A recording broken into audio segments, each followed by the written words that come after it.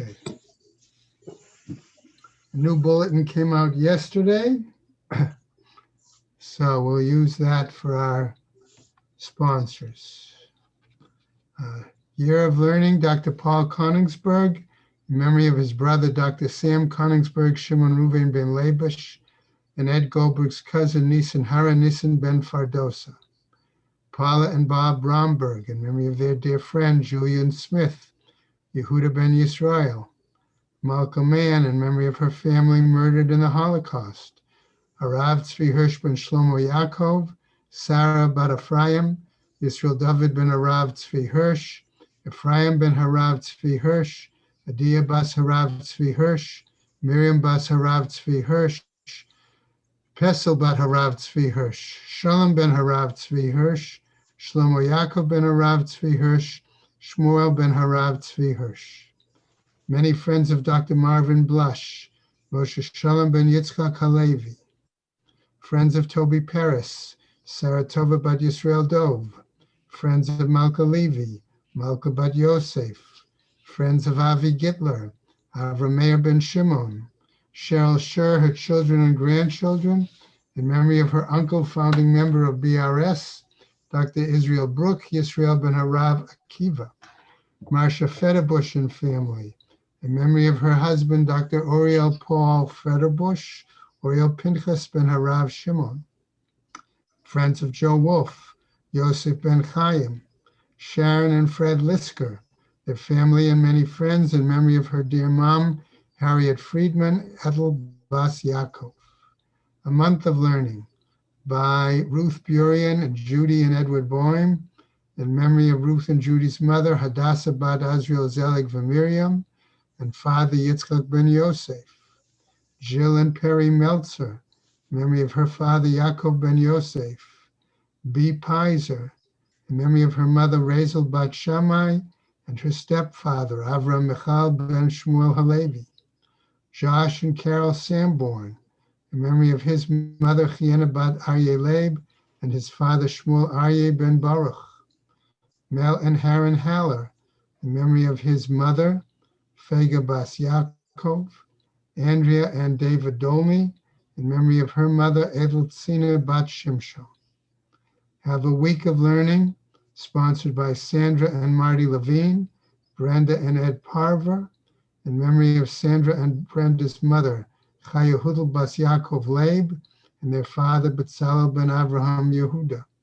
The children, grandchildren, and great-grandchildren of Esther Shepatovsky, in memory of Esther Riva bas Chazan Betzalel. Sid Peres, in memory of his mother, Yudith bat Tzvi, and his father, Chaim ben Aharona Kohen. Mark and Catherine Linder, in memory of his nephew, Erez Paul ben Tsirlos. We have a day of learning. Actually, that's for tomorrow, okay? Tomorrow. Okay, today is the 25th, a day of learning by Jack Kaufman, in memory of his wife, Dvara Necha bas Mordechai Tzvi. Okay, and that is it, looks like, for today. May the Shamas have an Aliyah, Krank Rafia, Vat the Yeshua Shama Talia, L'chol B'nai Yisrael, a good Gaban Shtiar. Amen. Right, we'll have quite a few for tomorrow, though. Okay, we'll have to figure out a time for tomorrow, too. Okay. Zev, I knew you were missing in shul this morning. Just hoped everything was okay. We see you there. Okay. Thank you. All right.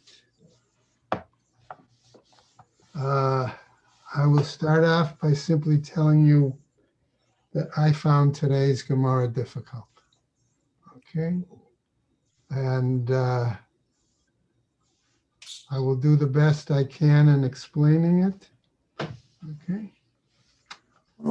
But I want to point out an important piece, and that is the fact that we're going to be dealing with the issue of Tamura, okay, where we have a substitute, okay, Right? And so the Gemara is going to deal with a bit complicated question. You have a substitute offering, right? If the animal, let's call it the primary animal that was consecrated, is lost, okay? And if you need to bring another animal, you bring the tmura, you designate a substitute offering, okay, for that animal. Now, what happens then if the primary, original, whatever term we want to use, animal is found? Okay? Both of them are now consecrated, right? Okay? And so therefore, generally the practice is that one of them is put out to pasture until it gets a mum. Then the owner can sell it, right? Take that money, use that money to buy another korban. Okay? Generally is the practice. Now, does that apply to the korban Pesach? Okay? Think about it as we begin to go into today's Gemara. Okay? What some are going to say it does apply because that's the general principle regarding most korbanos. Others may disagree, all right? Or others might say, well, fine, that might work for the first occasion, right? Pesach Rishon, but does it work for Pesach Sheni? Okay? So we've got a number of complications that are going to come up here. And if we're going to throw into that an additional curve by saying what happens, let's say, if we say that it doesn't apply to the Korban Pesach. Can you bring instead of a substitute, can you bring a replacement?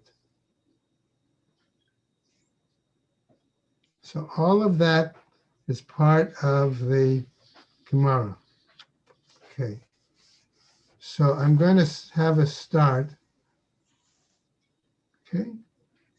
We finished onto the top of Tzadi Vav, up through and including the Mishnah, right? Yeah. That's where we ended yesterday.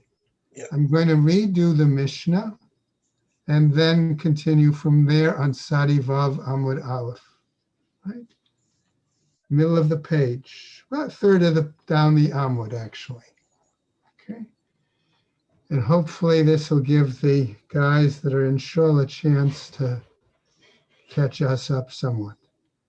Matnitin, ma bein Pesach Mitzrayim le Pesach Dorot.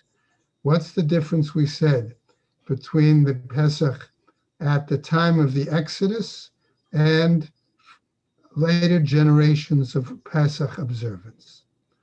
Pesach Mitzrayim, Mekchomi Ba'asor, the Egyptian Pesach was purchased or taken on the 10th of the month, V'ta'un Haza'ah, Ba'agudat Ezov, Va'al Hamashkov, Va'al Shtei Hamzuzot. And it requires that we do the sprinkling of its blood using a hyssop, okay, a bunch of hyssop on the lentil and on the two side posts. V'ne'achal b'chipazon b'layla echad. And it's eaten quickly, right, in haste, and it's observed only for one night. Pesach Dorot nohei kol shiva.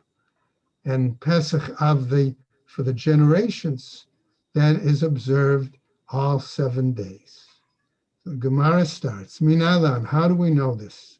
Ichtiv, why? Because it says in the Pasuk, Dabru el kol adat Yisrael lemor, be'asor lechodesh hazeh vayikchu. On the 10th of the month, you will take it. Okay? Zeh mikcho miba'asor. This tells us about the taking of it on the 10th. The Ein Pesach Dorot mekhoba mi be'esor. And the Pesach of generations is not taken on the 10th.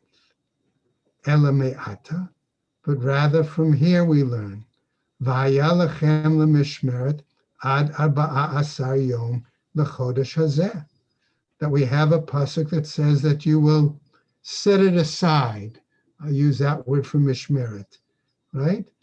Okay, guarded, right, until the 14th of the month.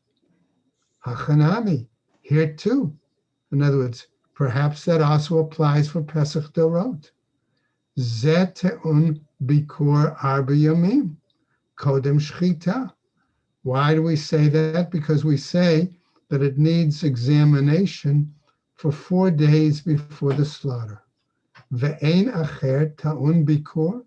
And are we therefore saying that no other korban requires 4 days of examination before the slaughter? Vahatanya. But aren't we taught elsewhere in a Braita? Ben Bagbag Omer, he says, Minayin l'tamid sheta'un bikur dalid yamim kodem shchita. How do we know, okay, that the korban tamid requires 4 days for the purpose of examination before the slaughter? Shneamar, as it says, Tishmeru lahakriv li b'mo'ado, that you will observe it, guard it, protect it, before the purpose of offering, right? At its appointed time, right? Ulahalim. And furthermore, then, Hu Omer, scripture then says, V'haya lechem lemishmeret ad arba'a asar. And we have another phrase regarding the Pesach that says it should be for mishmeret till the 14th. Now notice what happens. We've got the word mishmeret regarding Korban Pesach, but we also have the phrase tishmeru regarding the Korban Tamid. Malahalan ta'un bikur arba yamin kodem shchita. The same way here, it's required an examination 4 days before the slaughter. Afkan ta'un bikur arba yamin kodem shchita. So here too, it requires 4 days examination, 4 days prior to the slaughter. Now the Gemara raises this point. Shani hata. Maybe it's different there. Why? Because it's written tishmeru, that you will observe it, guard it, protect it. Pesach dorot nami. But in regards to the Passover offering for generations, also, Hakativ, isn't it written, V'avarta et avodah hazot b'chodesh hazeh, that you shall do this avodah, this worship, okay, like in this month, like this, implying that Pesach Dorot needs to be observed just like Pesach Mitzrayim. And therefore, if Pesach Mitzrayim needs to be taken 4 days in advance, based on its, let's say, parallel for the moment with Tamid, doesn't that imply that Pesach Dorot also is going to need that? Sheyiyu kol ha'avodot ha'chodesh zeh kazeh. That namely all of the means of worship, okay, of this month has to be this one like this one. Okay? However, the Gemara now proceeds. It is going to give us a series of statements based on psukim to try to clarify, is there a parallel between Pesach Dorot and Pesach Mitzrayim because of the word it, right? Because we say, Va'avarta et ha'avodah hazot b'chodesh hazeh. We use the word it, in other words, or this, more than once. So we see the Gemara says as follows, Ela, rather, hahu hazeh this particular reference to it, lema ute Pesach Sheni. It comes to exclude a second occasion, Pesach Sheni, the Kavate, that maybe that would be like Pesach Dorot. Pesach Rishon, which would be like Pesach Mitzrayim. So the Gemara comes back and answers, Ela me'ata. Rather, how about here? Why? Dichtiv, because it's written, Va'achlu et habasar b'layla hazeh. That you eat this meat, okay, you eat the meat this night. Hachanami, here too, the zeh, where it says this, ne'echal b'layla. That implies that it's only meat that's eaten at night. Ve'ein acher ne'echal b'layla. And are we therefore saying that there's no other offering that's eaten at night? Amar Kra. But we have a pasuk that tells us as follows: V'avadeta et ha'avodah, that you shall carry out this offering, this sacred worship, as we saw it said like previously. Ela hazeh, but when it refers to this, lama li, why do I need then the word zeh in the pasuk? Okay? In other words, simply I could have cited you carry out this worship. That would tell me Pesach Dorot has got to be like Pesach Mitzrayim, and therefore it's got to be like the Tamid and follow all of those similar practices for worship. But says the Gemara, we need the zeh here, look at the Rabbi Elazar ben Azariah, the Rabbi Akiva, okay, according to their views, right, that they had a specific way, okay, in Gemara Brachos, of talking about at what point does the end of the evening occur that you can no longer eat the korban. So the Gemara comes back. Ela me'ata, rather from here. Dichtiv, we have another pasuk. V'chol arel lo yochal bo, and anyone uncircumcised is not permitted to eat of it. Again, hachanami debo, here again, when we say of it, eino ochel, one is not able to eat. Aval ochel, but Pesach dorot. But does that mean that an uncircumcised person is able to eat of Pesach offerings later, of the later generations? Amar Kra. But then we have another pasuk, V'avadata, okay, that says that you shall, right, observe it, perform that ritual practices. Ella, rather, bo, if that's the case, of it, not eat of it, lamali, why then did I need it in the pasuk? Bo, eino ochel, of it he cannot eat. Aval hu ochel b'matzah umaror, but one does eat matzah and maror. So the uncircumcised person, even for Pesach Dorot, is not able to eat if it were such that we did have lamb or goat or whatever, could not eat of that, but would still be required to eat matzah and maror. So Gemara comes back again. Another possibility. Ela me'ata, rather from this. V'chol ben nochar lo yochal bo. Okay, and again a pasuk, right? No stranger, foreigner can eat of it. Hachanami debo eino ochel. Here again we say of it one cannot eat. Aval ochel hu Pesach l'dorot.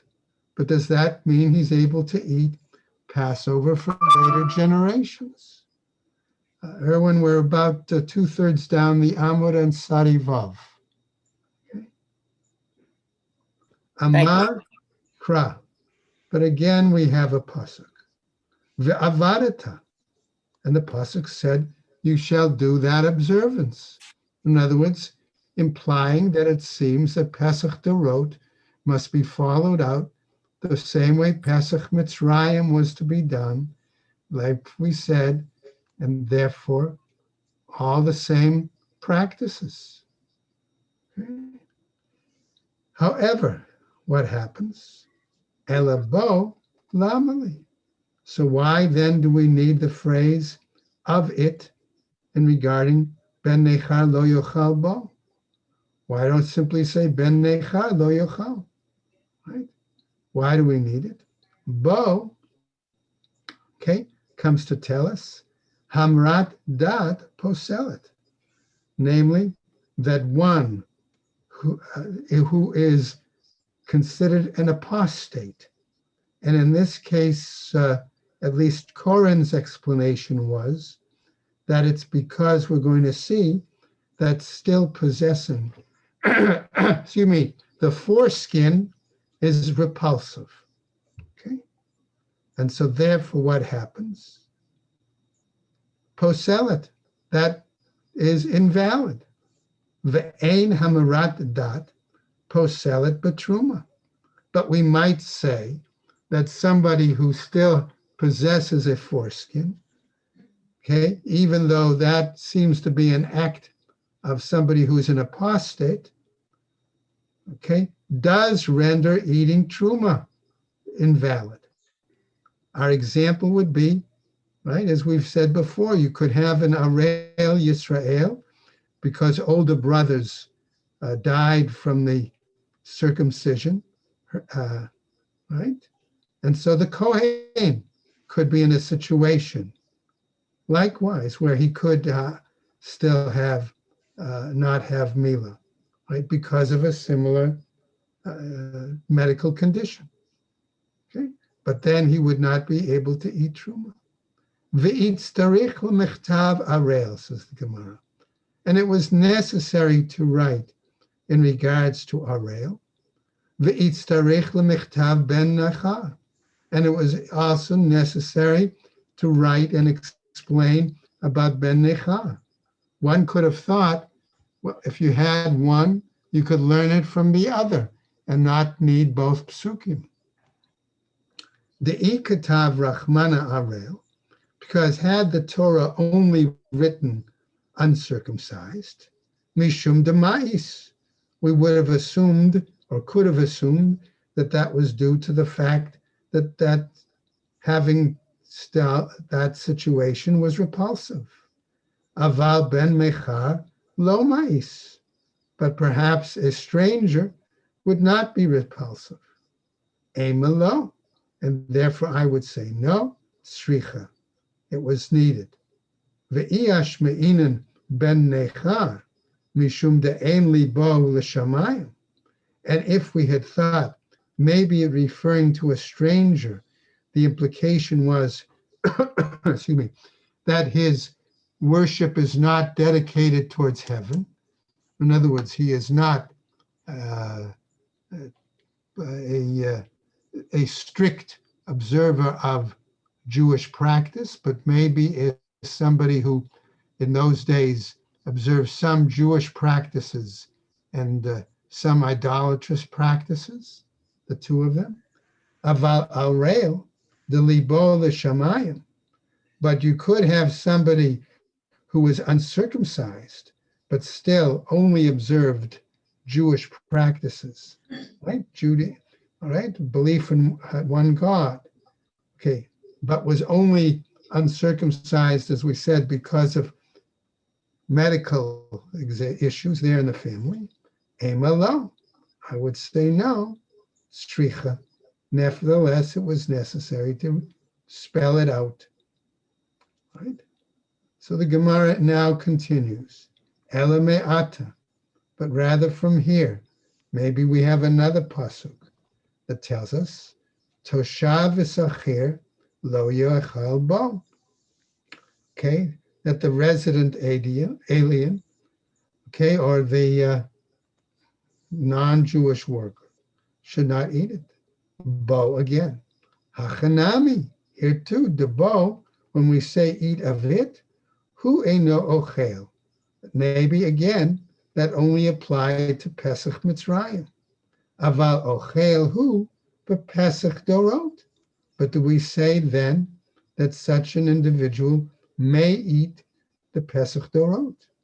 Amar kra. But again, we have our verse that says ve'avadata. That implies that Pesach dorot rituals should imitate the same rituals as the Pesach Mitzrayim. Ella rather. Bo lamali. So again here in it, why do we need it? Bo hamrat da'at poselet. Because here too, we say that if one is an apostate, it renders that eating null and void, invalid. Ve'ein hamrat da'at poselet betruma. But we say in this case that apostasy does not invalidate the ability to eat truma.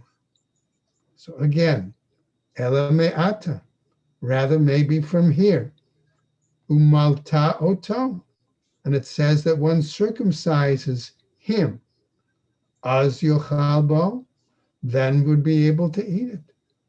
Hachanami here too, de bo, okay, to eat of it, no ochel, he cannot eat. Aval ochel bepesach dorot, but do we say he can eat for the Pesach of generations? Amakra, but our verse says va'avadata, that you shall eat of it. You shall worship it. In other words, worship the same manner. Right? So again, bo lamali, why do we need it? Bo, okay, regarding of him, milat zicharav va'avadav ma'akevet.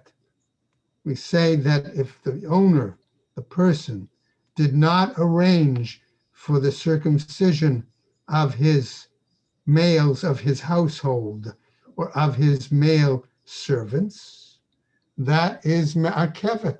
It holds back, right, his ability to eat korban pesach. Ve'ein milat zicharav va'avadav ma'akevet betruma. But the lack of arranging circumcision for male household members or for servants does not hold back eating truma. Ela me'ata, but rather let's try again from here. Tichtiv ve'etzem lo yishberu bo, that the bone should not be broken about it. Hachanami de bo eino shover. Here too we're saying of it, it cannot be broken. Maybe that only applies to Pesach Mitzrayim. Aval shover b'Pesach dorot. But it's permissible to break the bones of the korban Pesach, that of the dorot Pesach. Amar kra, but we have our pasuk that says v'avadata, and you shall worship it the same manner. Ela bo lamali. So why then do we need the word bo? Bo, the kasher, when we say that the kasher, that it's valid or it's fit, velo bepasul, that it tells us doesn't apply when it's a non-fit animal. Ela me'ata, but rather again from here, dichtiv al tachlu mimenu na, that we say you cannot eat from it when it's raw. Mimenu, from it, iat hayachal. Okay, you're not able to eat. Aval ata ochel na b'Pesach dorot. But does that imply that the Pesach dorot can be eaten raw? Amar kra. We have our pasuk va'avadata, that you should do it in the same ritual manner, implying like Pesach Mitzrayim. Ela mimenu lamali. But from it, why do we need it? L'ketarabba amar Rabbi Yitzchak. As Rab in the name of Rabbi Yitzchak, that's the case. Okay, we move on now, because in that example, it meant that an uncircumcised man would not be permitted to eat any tithes. And that was the statement of Rabba Bar Amar Rabbi Yitzchak. That's how we end that discussion. We get now to the next part of what was our Mishnah. V'ne'echal b'chipazon, that it was eaten in haste. Minalan, how do we know this? The Amakra, because we have a pasuk that says, V'achaltem oto b'chipazon, that they ate it in haste. Oto ne'echal b'chipazon. It, in other words, the Pesach of Mitzrayim was eaten in haste. Ve'ein acher ne'echal b'chipazon, and nothing else is eaten in haste. Next Mishnah section. Pesach dorot nohei kol shiva, and Pesach for generations is observed 7 days. Amai kai, on what basis is this? Okay, ilema a Pesach, if we say it's on Pesach, right? Pesach kol shiva mi'ika. Do we say that it's only on this Pesach that Pesach is observed for the 7 days? Let's go on.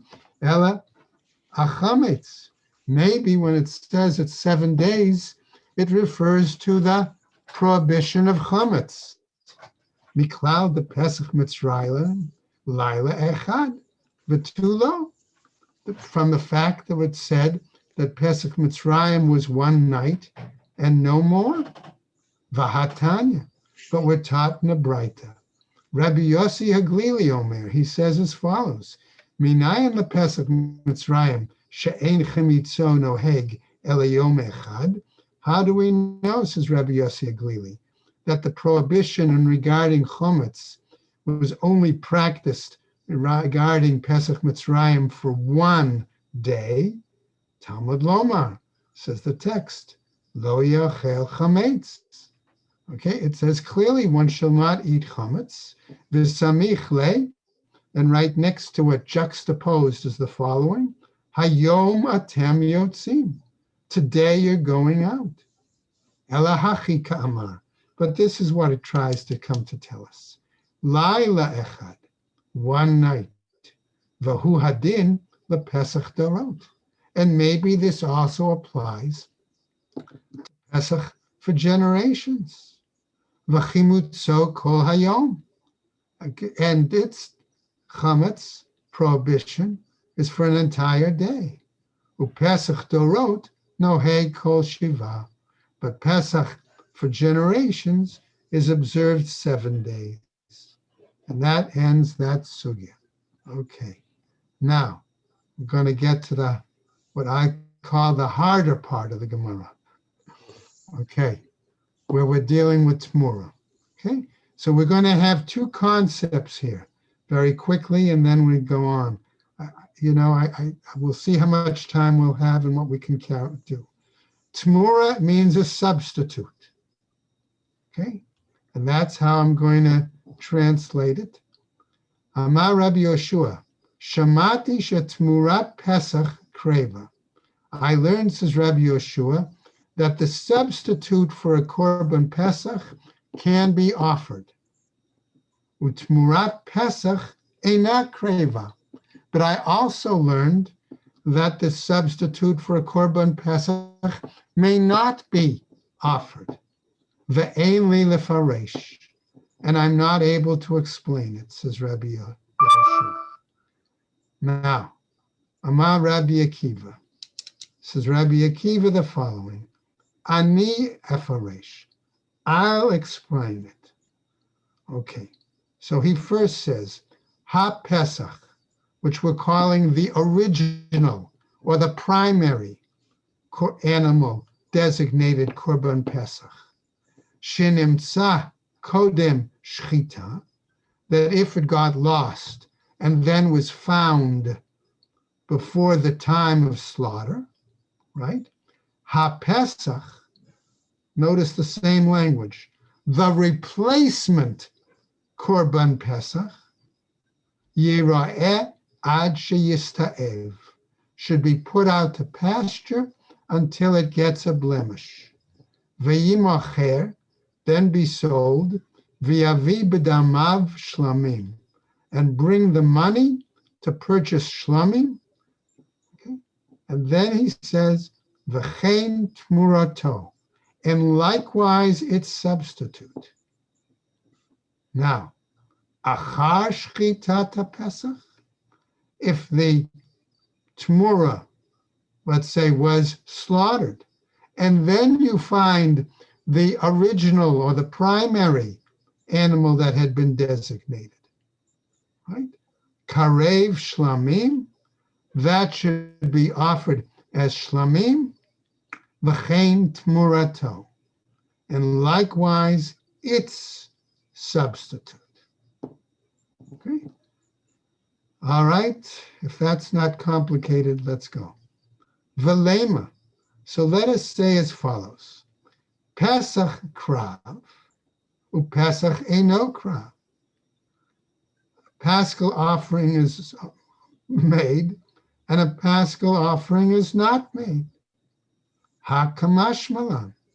This seems to come to teach us de'ika tmurat haPesach de lo kreva, that there's a situation where the substitute for the Korban Pesach is not offered. Itmar. And about this, the following was said. Rabba Amar, says Rabba, Kodem Shchita, this was before the slaughtering, Ula'achar Shchita Shaninu, and after the slaughtering, we taught. Rabbi Zera Amar, says Rabbi Zera, Kodem Chatzot. He says it's not the language is about whether before or after slaughtering. The language is about the time of when slaughtering is appropriate. Namely, Kodim Chatzot, before midday. In other words, that's when they start slaughtering. So if the primary or original animal got lost and you discovered it at 2 o'clock in the afternoon, and you're scheduled to have your shechita is at 3, according to one view, you're okay. According to this view, we're going to see you're not okay.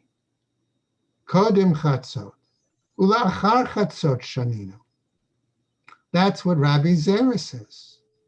Ula Rabbi Zera, hakatani kodem shchitot haPesach. And does Rabbi Zera here really teach it in regarding to before the time of slaughtering the Pesach? He doesn't teach that. After all, that's what our Mishnah seemed to say. Ema, I would say, Kodem Zman Shchitat Pesach.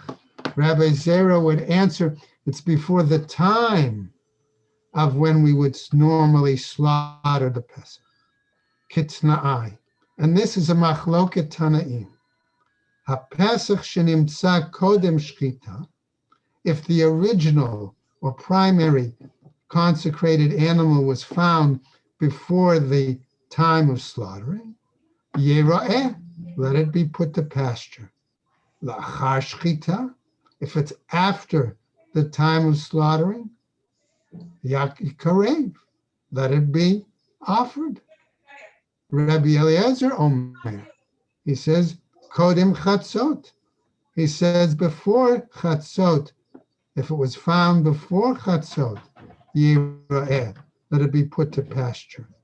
La'achar Chatzot, and if it's after Chatzot, Yikarev, let it be offered. Gemara now comes back and tells us the following from the Mishnah. Achar Shchitat Pesach, Yavi Shlamim. After the slaughtering of the Pesach offering, that one bring Shlamim. Okay. Now, a little more. Sorry. Amar Rava, says Rava, Lo Shanu, Ela Shenimtza Achar Hashchita. That was only taught, except if when it was found after the slaughtering, v'hemir bo achar shchita, and he substituted it after the slaughtering. Shirley, please. Aval nimtza kodem shchita. But if the original animal was found before the slaughtering, v'haimer bo achar shchita, but then one made their substitute after the slaughtering, tmurato mikoach kedusha, the substitute is still, he has the power of sanctity, dehavya ka'ata v'lo karva, because in its existence, it still comes, and it wasn't offered. Okay, now, ATV. But I'm going to challenge the brightest with a brightest as a Abaye. The brightest says, im kesev, if you have the lamb. If. Ma Talmud lomar, im kesev. What does it mean when it says, if you have the lamb? Lerabot tmurat hapesach. That comes to include the substitute for the Pesach offering. Achar haPesach, after the Pesach offering. Shekarva shlamim, that one then has to bring it as shlamim. Hechidami, how is that possible? Ilema shenimtza achar shchita. If I might say that the original animal was found after the slaughtering, so it means that that the tmura was slaughtered. Vehemir bo achar shchita, and he substituted again after the slaughter. Pshita lama likra. It's obvious then, why do I need the pasuk? Ela lav, is it not because it's a situation, shenimtza kodem shchita, that the original consecrated animal was found before the Tmura Pesach offering was slaughtered. Vehemir bo achar shachita, and that he had substituted it after the slaughter. Lo, no, he says, L'olam shenimtza achar shchita. No, we're dealing with a situation where it was found after slaughter. Vehemir bo achar shchita. Okay? And he replaced it, he substituted it after the slaughter.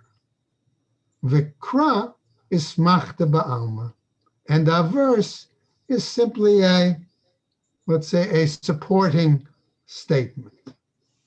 So the Gemara says, Elakra lamai ata. If that's the case, why is the pasuk there at all? Why did it come?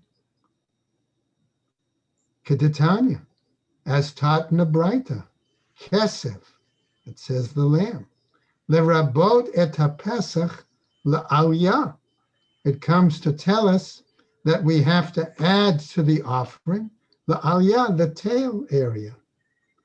In other words, the tail, the fat of the tail, and those little bones and area, okay, along with it. Omer im kesef. That's why it says if there is the lamb. L'rabot pesach she'avra shnato. And that then comes to tell us to include it if the Pesach offering is more than a year old. Ushlamim habaim mechamat Pesach l'chol mitzvat shlamim sheta'un smicha. And therefore the shlamim offering that come then along with the Pesach offering must therefore be observed for all the commandments normally associated with the shlamim, such as it requires smicha, laying on of hands, unesachim, and the libations, utnefat chazeh v'shok, and the waving of the breast and the thigh. Ukeshehu omer ve'im ez, And if you're going to say, what about when it says, if the offering is a goat? If Sika Inyan, that's the end of the issue. Limaid al ha'ez she'ein tu'na aliyah. This would seem to teach us then that in regarding the goat, we're not required to bring the fat tail, etc. So the Gemara says, Ika dematne la aresha. The argument between Abaye and Rava. There are those, however, who teach it on the earlier part, okay, of our Mishnah. HaPesach shenimsa shchitat HaPesach, that if the original Korban Pesach was found before the slaughter of what would be then the Tmurah, okay, then that original animal, Yiro'eh ad sheyista'ev, goes out to pasture and until it has a moon. V'yimacher, and be sold. V'yavi b'damav shlamim v'chein tmurato. And therefore, and the money would be brought to purchase shlamim, and likewise, any tmura, any substitute for it. Amar Rava. Rava responds, Lo shanu ela shenimtza kodem shchita. No, it was not. It was only. Wasn't it not taught only in regards to a situation where that original animal was found before the slaughter? Vehemir bo kodem shchita, and they also made a substitute before the slaughter. Aval nimtza kodem shchita, but if it was found before the slaughter, vehemir bo achar shchita, and the substitute after the slaughter, tmurato kreva shlamim, then any substitute should be offered as shlamim. Ma'itama, what would be the reasoning? Ki kavashchita, because the slaughtering has fixed it, has established it. Midi dechazile, since it was therefore suitable for it. Mide de lo chazile, and if it were not suitable for it, lo kava, then the slaughter would not fix it, establish it. Eiti ve'abai, and Abai challenged, im kesef, but it says if you have the lamb. Ma Talmud loma, what does that come to teach us? Lerabot tmurat haPesach, achar haPesach, to include the substitute Pesach offering after the original Pesach offering, shekreva shlamim, that must be offered as shlamim. And I'm just going to finish a tiny bit. I had hoped to get through more of Sadi Zion, but we're coming up, so to speak, to our time, I think. Yachol af lefnei haPesach came. One would have thought that would have been appropriate. We would have thought that the case for the Pesach. Talmud lomar, who? Therefore it says it, right? Who karev? It is offered. Ve'ein tmurat haPesach kreva. And the substitute for the Pesach is not offered. Okay, so I'll just finish up. Hey chidami, how is that possible? Okay, ilema shenimtza kodem shchita, if we say that it was found before the slaughtering, vehemir bo kodem shchita, and he substituted for it before the slaughter, pshita lama likra, that's obvious. Why do I need a pasuk? Elet lav, is it not the case, shenimtza kodem shchita, that the original animal was found before shchita, vehemir bo achar shchita, and he substituted it after the shchita, tiyufta de Rava tiyufta. And therefore it's a proof text against Rava. Indeed, it's a proof text. And we're going to have to stop right there. Okay. And my guess is what I'll try to do is after the davening